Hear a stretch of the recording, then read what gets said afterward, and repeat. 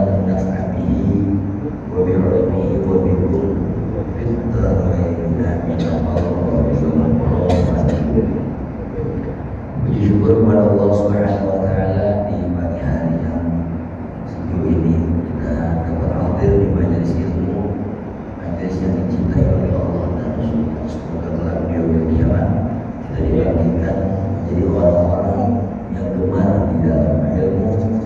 Wa min talabil ilmi ma'a syuhada'i wa shalihin. Insyaallah. Salawat dan salam tercurah kepada baginda Nabi besar Muhammad sallallahu alaihi wasallam beserta keluarga dan sahabat. Yang dirahmati Allah Subhanahu wa Ta'ala, beberapa saat lagi insyaallah kita akan menghadapi kembali hari raya Idul Adha. Mudah-mudahan sehat panjang umur dan punya hajat besar terhadap Idul Adha, dengan setiap tahunnya memotong hewan kurban untuk kemudian kita sedekahkan. Apa yang dikatakan oleh Rasulullah SAW, "Man sa'atu walam yudhi fala yaqrubanna musallana." Siapa yang punya kelebihan harta, dia tidak berkurban, maka jangan deketin musola saya, kata Nabi.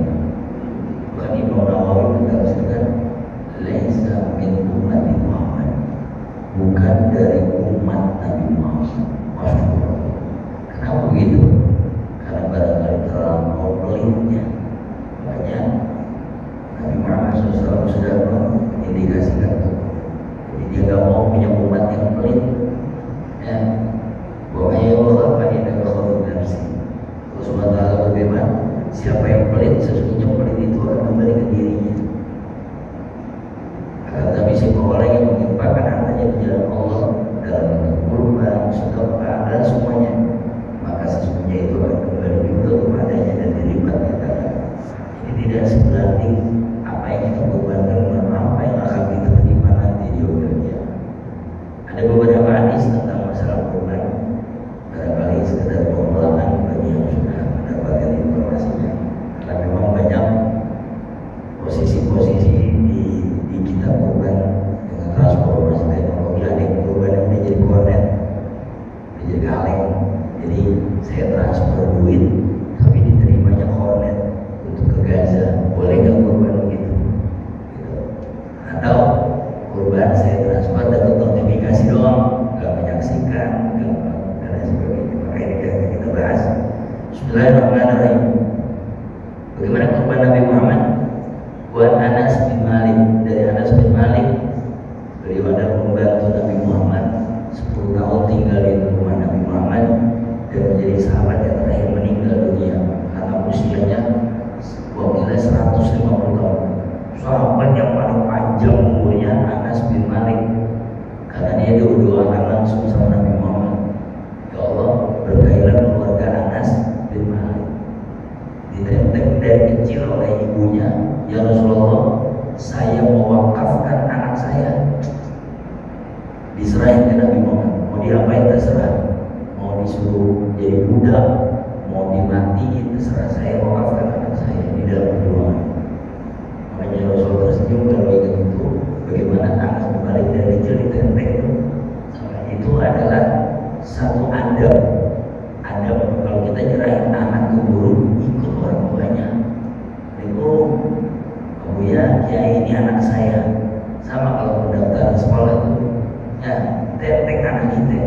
Jadi orang tuanya mesti ikut, dan jangan sampai anak ngaji di mana, belajar di mana orang tuanya tahu. Bahkan lebih dahsyatnya gurunya nggak tahu ini anak siapa, datang kembali. Banyak di majelis taklim saya, anak mana datang kagak ada orang tuanya. Tiba-tiba, loh ini siapa? Saya RT pulang. Anak siapa? Mau ngaji? Iya mau ngaji. Mana bapaknya? Ada lagi mancing. Ya, jadi nggak tahu mau diserahin bukan. Beda Pak. Anak kalau diserahin secara adab, Pak Ustadz, ini anak saya. Biasanya saya punya hak prerogatif dalam tuanya.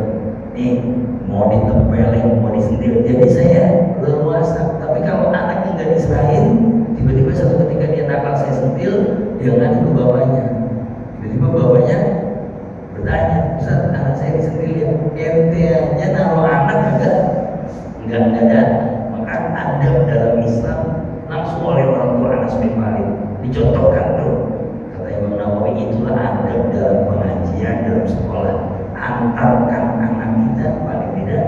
pendaftaran awalnya, biar tahu tempat dia belajar gitu ya.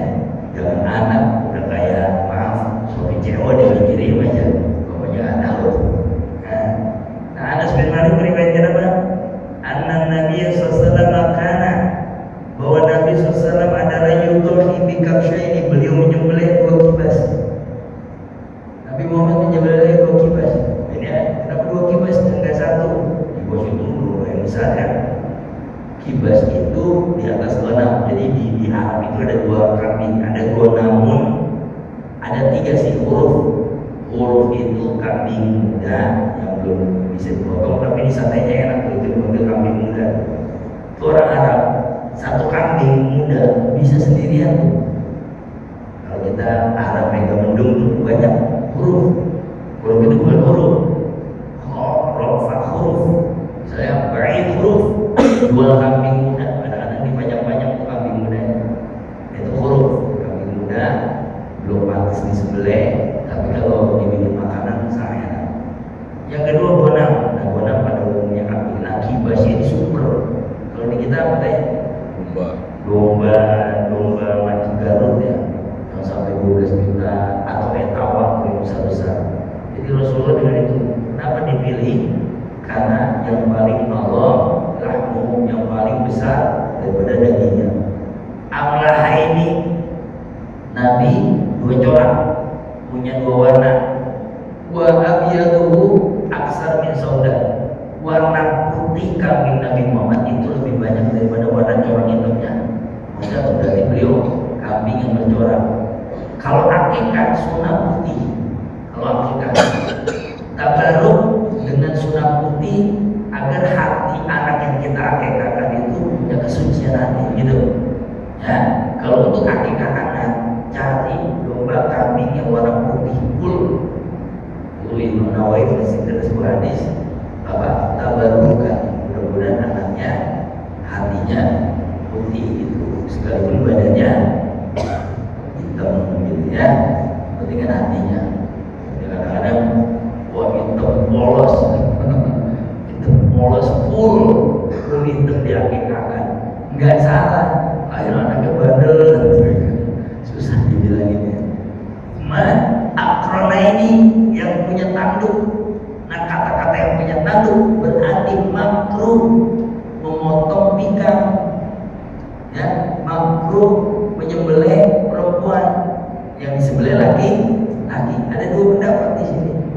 Kalau tidak ditemukan kambing laki-laki, maka boleh perempuan.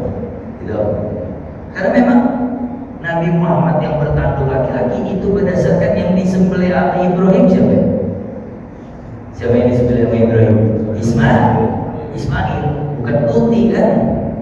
Kalau yang disembelih Maryam itu bukan atau Tuti. Masalahnya disembelih adalah Ismail. Maka dari Nabi Ibrahim laki-laki, Nabi Muhammad pakai tanduk, maka ulama sepakat tidak boleh menyembelih yang perempuan. Kecuali untuk dimakan, bukan untuk kurban. Ini kan spesial kurban, ya, masuk akikah. Wa yusama, dan Nabi mengucapkan mengambil asma Allah.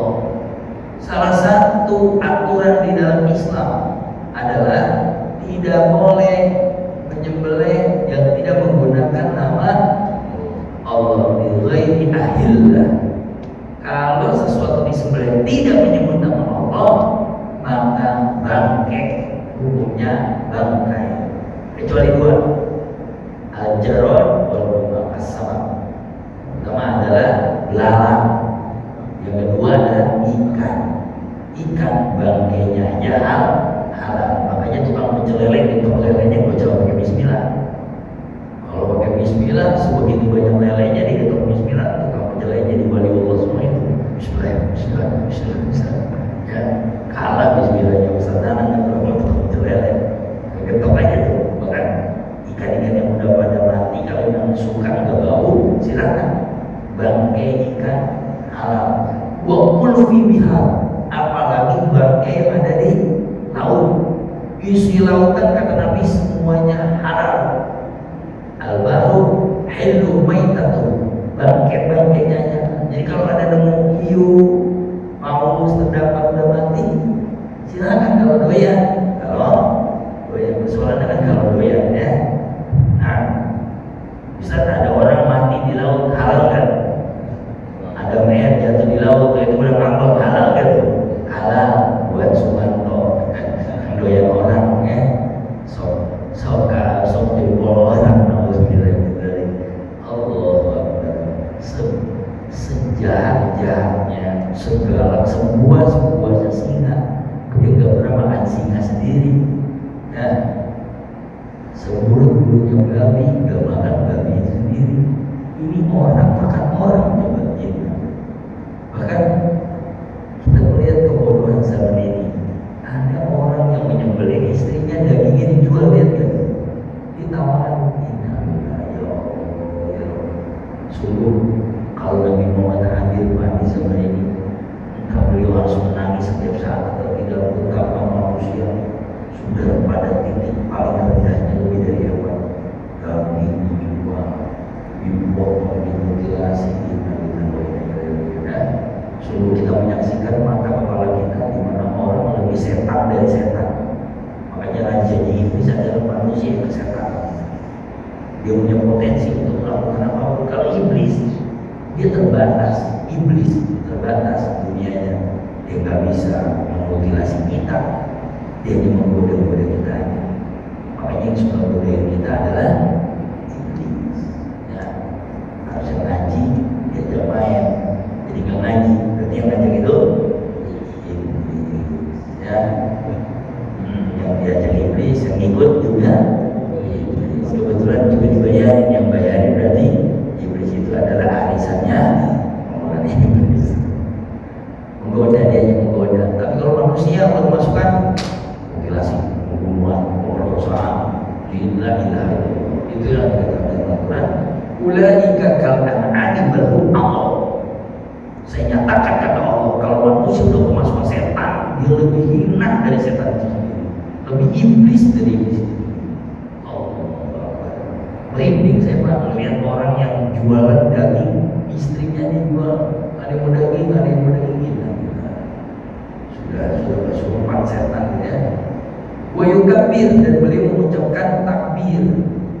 Ingat, bismillah, Allahu Akbar, bukan bismillahirrahmanirrahim.